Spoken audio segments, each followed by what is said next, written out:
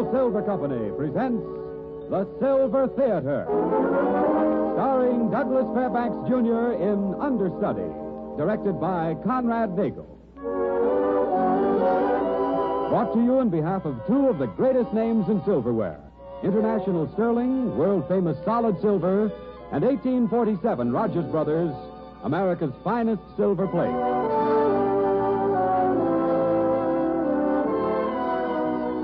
Good afternoon, ladies and gentlemen.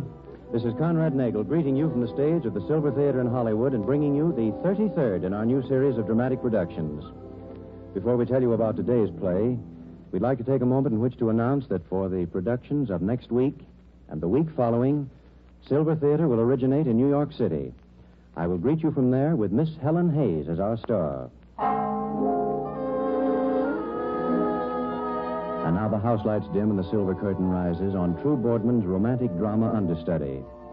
Douglas Fairbanks Jr. is starred in a dual role, playing both John Gordon, prominent Broadway producer and star, and Philip James, young English actor in Gordon's company and understudy to the older man.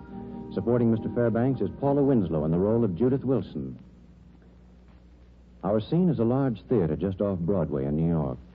Here on the stage bare of scenery, the cast of a new play starring John Gordon is rehearsing.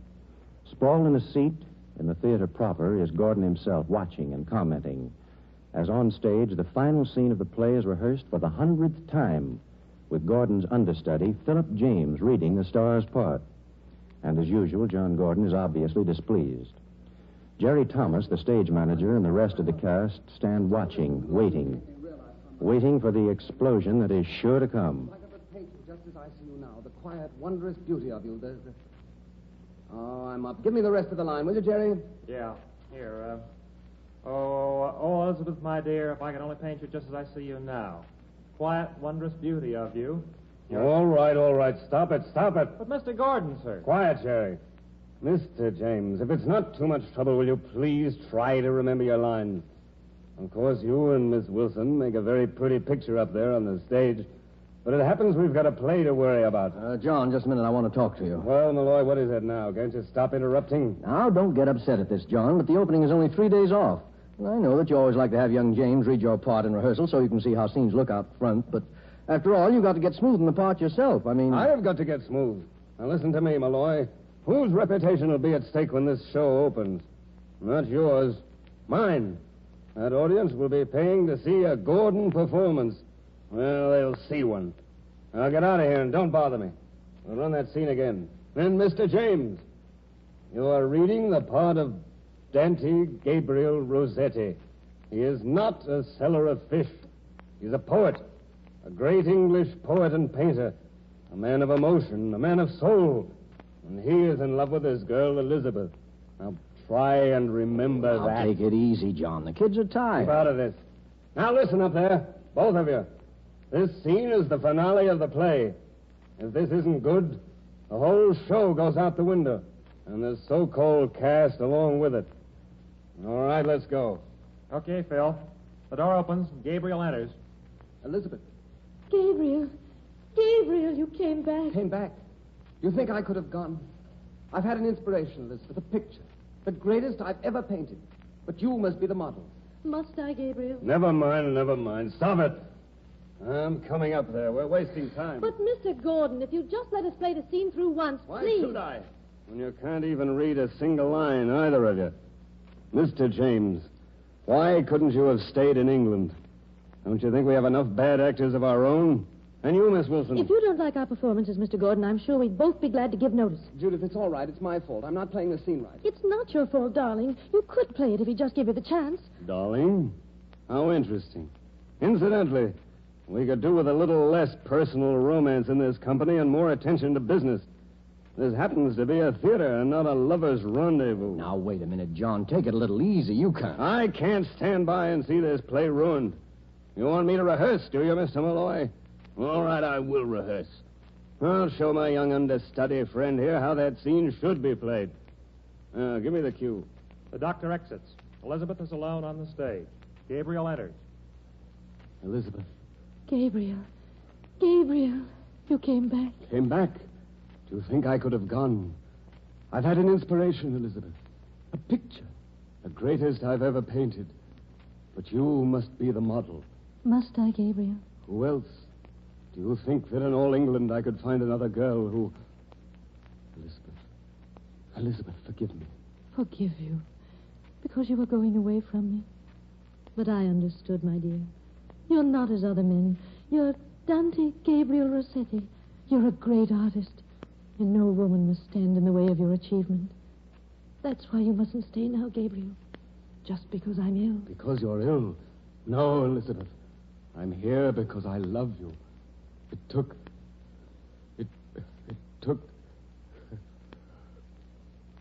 the risk of losing you to make me realize how much. Don't prompt me, you young fool.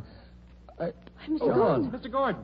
You all right, sir? Get him a chair. Get me nothing. Of course I'm all right. Why shouldn't I be? But you're not, sir. You... Shut up. Just dismiss the rehearsal.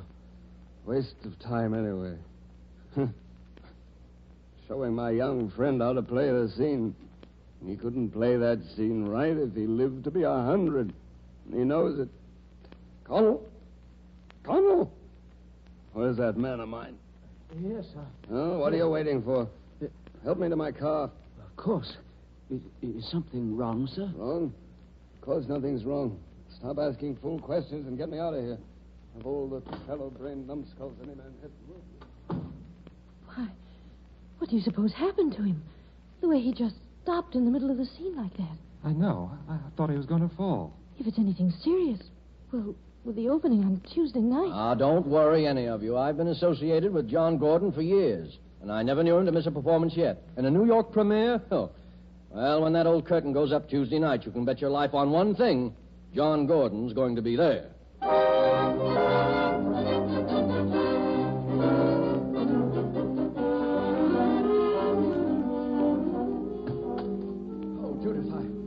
Afraid you might not be here. What is it, Mr. Malloy? Phil. What about him? He's leaving tonight, taking a train for the coast. But that's impossible. Well, the show opens tomorrow night. But he doesn't care. Just after you left the theater, things really blew up. Mr. Gordon lit into Phil again. Said he ought to spend less time thinking about Judith Wilson and more time thinking about learning to act. Oh. Well, Phil got so angry, I was afraid he was going to hit Gordon, but he didn't. He just said that he could take his understudy job and throw it in the river. That he was quitting right then and leaving for the coast. But Phil can't quit without 2 weeks' notice. Well, they'd throw him out of equity. He'd never get another job in the theater. Oh, we've got to stop him. Yes, I know that, Judith. Knowing how you feel about Phil, I knew you'd do everything in the world to stop him. Oh, and I will. Where is he? At his hotel, 47th Street. Went there to pack. Then we've got to hurry, Mr. Malloy. Come on.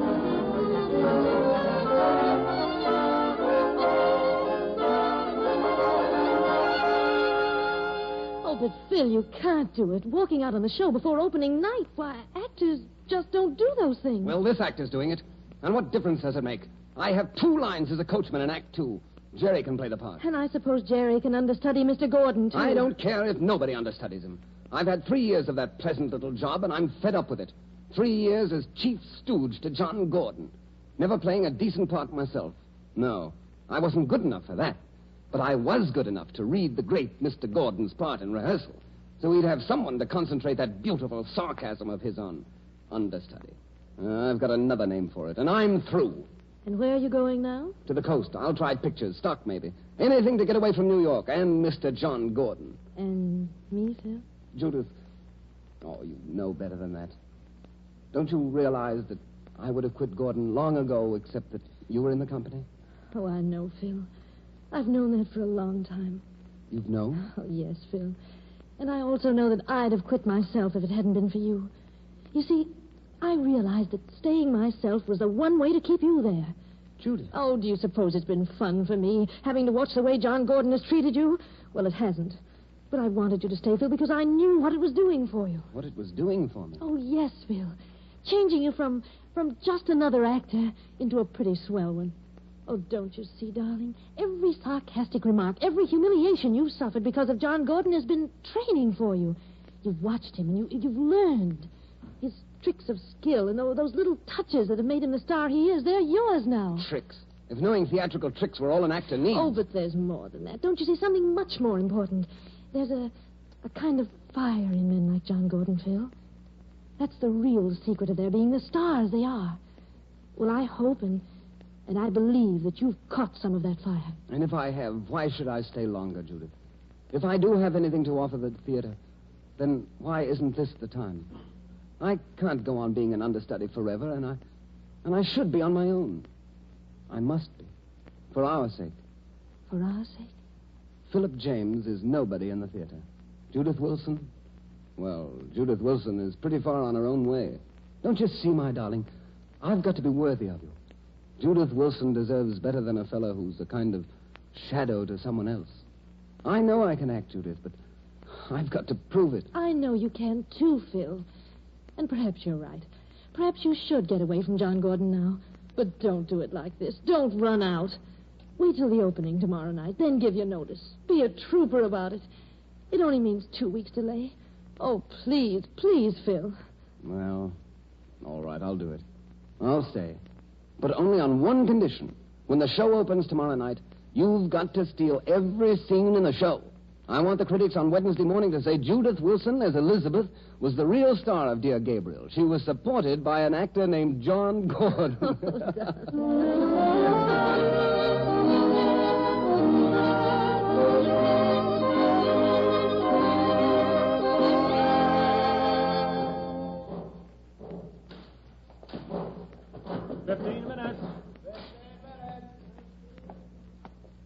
Hello, Jerry. Evening, Mr. Malloy. How's the house? How's the house? A John Gordon opening, and you ask? Why, it's a sellout. Swell.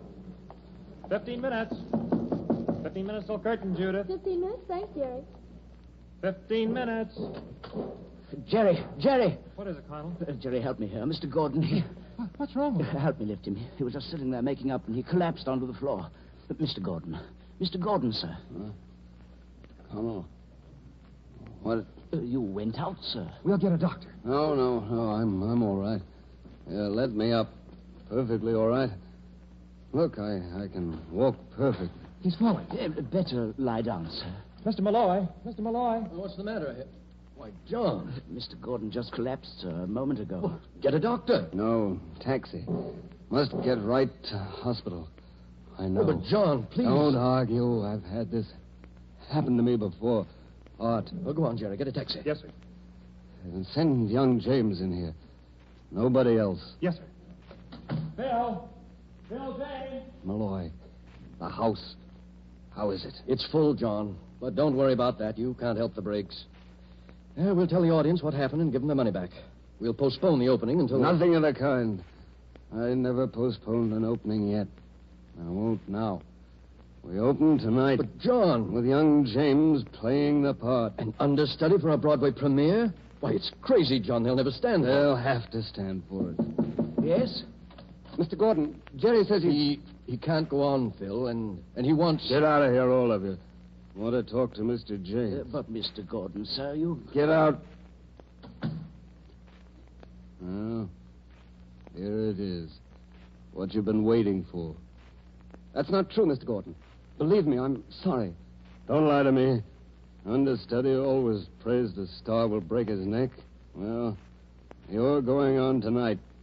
Don't think I like the idea. I don't. You'll probably be terrible and wreck the show. Oh, will I? Well, if you feel that way about it, you'd better call off the opening, sir. Well, I'm not calling it off. You're going on. And maybe when that audience gets through with you, you'll realize that all I've been telling you for 3 years was true. You're a young fool. Never could act and never will.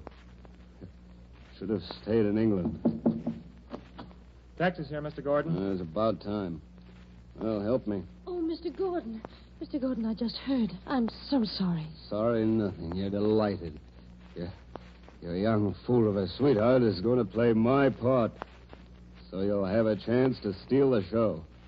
Well, that is, if there's any show left to steal. Now, come on. Get me out of here. We'd better carry him, Connell. A man may be dying and you can't around. Phil. Do you realize what this means? I won't do it. You won't do it. You didn't hear him. The things he said. He's only letting the show go on so he can laugh. So everyone can say the show would have succeeded if John Gordon had played the part instead of me. And suppose he does think that. Do you? Suppose he thinks you're the worst actor that ever lived. Are you going to agree with him? I don't know, Judith. I'm not even sure of myself. Perhaps he's right. Perhaps I can't play the part. Oh, listen to me, darling. You're going to play Gabriel Rossetti. You're going to play him better than John Gordon ever dreamed of playing him. This is the chance you've waited 3 years for. And now that it's come, you've got to be great. Oh, not just good, Phil. I won't be satisfied with that. You've got to be great. All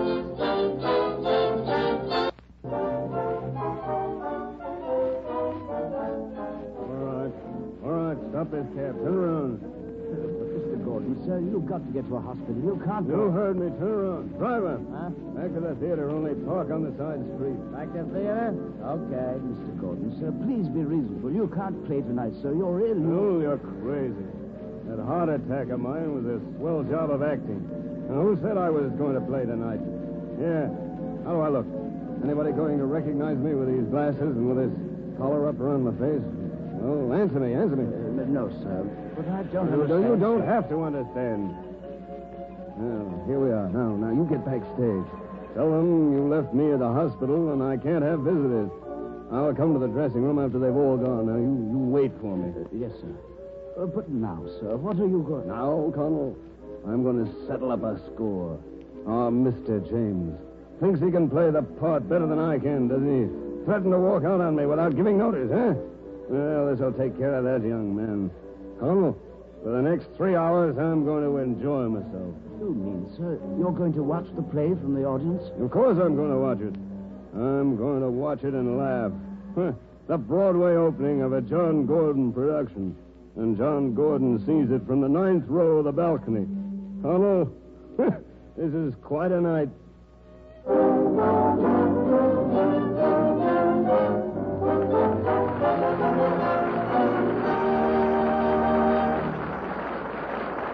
And so we reach the end of Act One of Understudy, starring Douglas Fairbanks Jr. in a dual role. And in the few seconds before the silver curtain rises on Act Two, let us take a quick... We bring you the conclusion of Understudy, starring Douglas Fairbanks Jr. in the dual role of John Gordon and Philip James, supported by Paula Winslow as Judith Wilson. It's nearly the end of the third and final act of the Broadway premiere performance of Dear Gabriel, in which Philip James, understudy to John Gordon, star and producer of the play, is enacting the leading role. And contrary to Gordon's predictions, Phil has given an inspired performance as Rossetti, opposite Judith Wilson as Elizabeth. And now the audience watches, completely enthralled as the play comes to its conclusion. Elizabeth. Gabriel, you came back. Came back. Do you think I could have gone? I've had an inspiration, Elizabeth. A picture. The greatest I've ever painted. But you must be the model. Must I, Gabriel? Who else? Do you think that in all England I could find another girl who... Elizabeth, forgive me. Forgive you? Because you were going away from me? But I understood, my dear. You're not as other men. You're Dante Gabriel Rossetti. You're a great artist. And I'd only hinder you. I'm ill, Gabriel. The doctor says... I don't care what the doctor says. You're going to be well again. I'll make you well. There's strength enough in me for both of us. Oh, I do love you, Elizabeth. Blind, crazy, stupid fool that I am. I love you. And I need you. Oh, Gabriel, my dear. Elizabeth, this is what was meant to be. You and I, facing whatever the tomorrows might bring. Now and unto eternity. Oh, Phil, darling, take the bow. That's for you. It's you they want, Judith. No, Phil. No, it's both of us. It's mostly you, my darling. Mostly for you.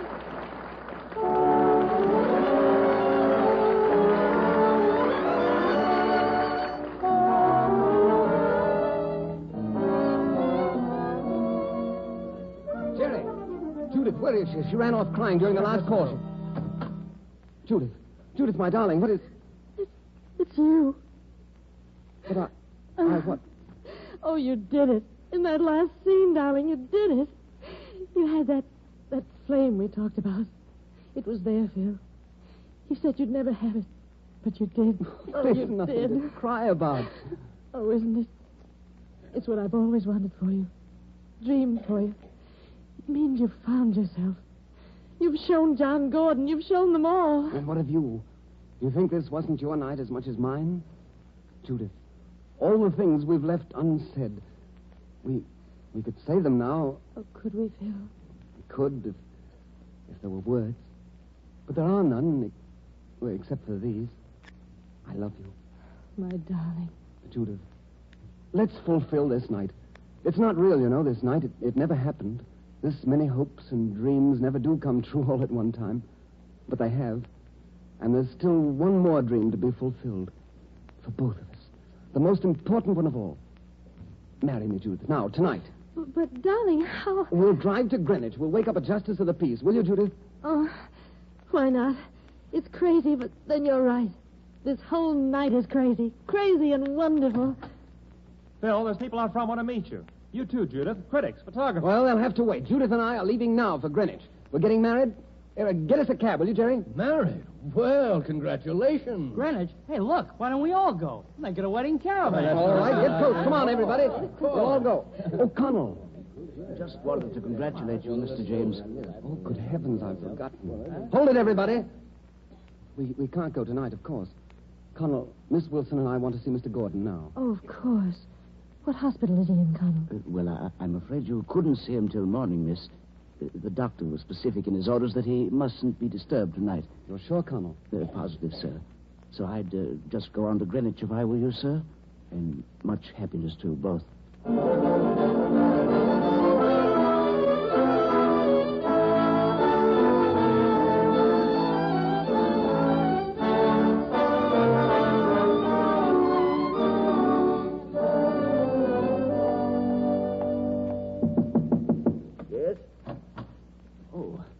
They're all gone? Yes, Mr. Gordon. Well, don't just stand there staring. I'm beginning to feel like I'm playing the masquerader again. Here, take this coat. Oh, of course, sir. Good. Just about suffocated with that cursed collar around my face all the way through the performance.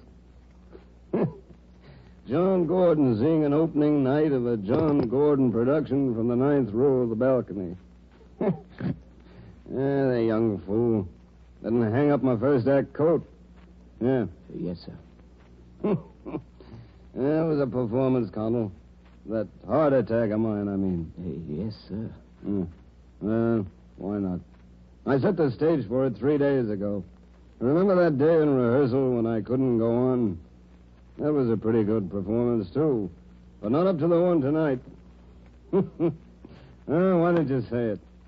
Why did I do all this, huh? That's what you're thinking, isn't it? I confess that I'm curious, sir. Sir, nothing. Call me John. You've known me long enough. So you wonder why, huh? Not much like me, is it? Doesn't fit my reputation. You bet it doesn't. So you want to know? Well, I'm going to tell you. Connell, for once in my life, I'm proud of something I've done. But you've got to keep quiet about it. You can trust me, John. Yeah. I know I can. Well, all right. I'm going to let you read something. Here. Yeah, be careful with it. Read that.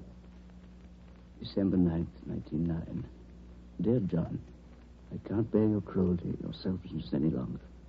Obviously, there's no room in your life for either a wife or child. I'm going back to England and taking little Phil with me, since I don't feel that you have ever earned the right to him.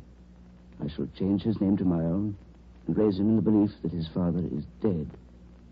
Believe me, I'm sorry. I wish it might have been otherwise, for the boy's sake and for my own.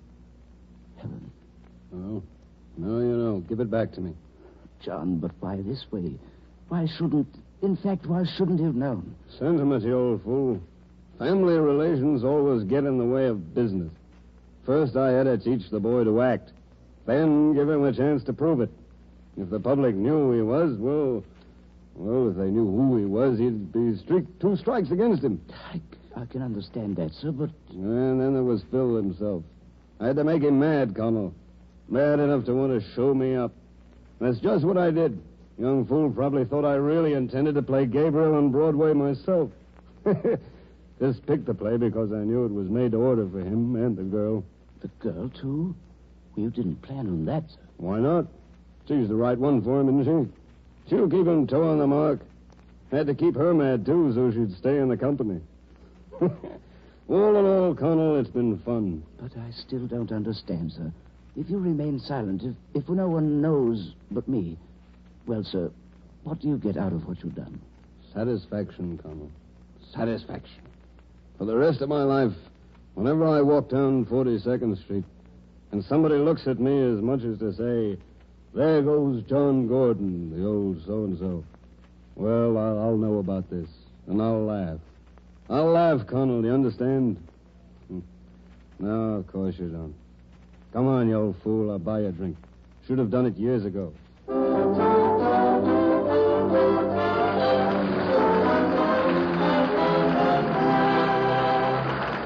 Ladies and gentlemen, Douglas Fairbanks, Jr. will have a personal word with you. And now, back to Conrad Nagel. Ladies and gentlemen, Douglas Fairbanks, Jr. will be seen starring in Paramount's Rulers of the Sea just after finishing The Sun Never Sets at Universal.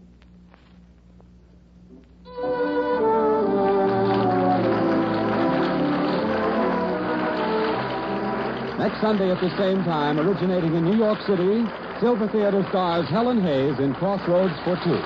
Be sure to listen. In the meantime, if you want solid silver, you want international sterling. If you want silver plate, you want 1847 Rogers Brothers, both proudly created by International Silver Company. Understudy was by True Boardman, with original music composed and conducted by Felix Mills. John Conte speaking. This is the Columbia Broadcasting System.